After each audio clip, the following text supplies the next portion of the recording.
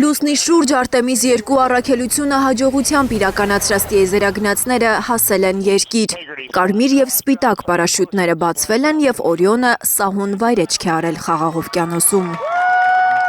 Օրիոն տիեզերանավը երկրի վերին մթնոլորտ է մուտք գործել մոտ 40,000 կմ/ժ արագությամբ։ Ջերմապաշտպան վահանը չի փրկել տիեզերանավը արևի ճառագայթներից։ Անտանելի շոկ են զգացել տիեզերագնացները։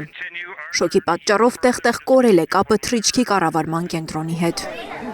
ՆԱՍԱ-ն 10-ից 10 է գնահատել տիեզերանավի վայրեջքը երկնքից օվկիանոս։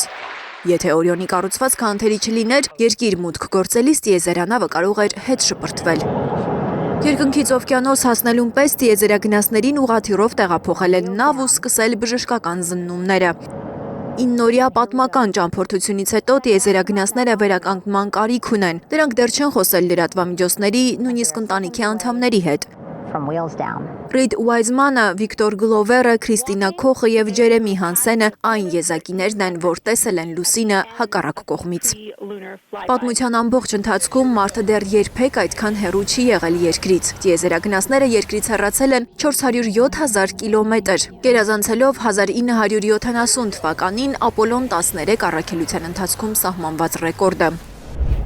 Նրանց անվտանգ երկիր հասնելուց հետո ՆԱՍԱ-ն արդեն պլանավորում է Արտեմիս 3-րդ առաքելությունը, որը նախատեսում է ոչ թե պտույտ լուսնի շուրջ, այլ վայրեջք լուսնի մակերեսին։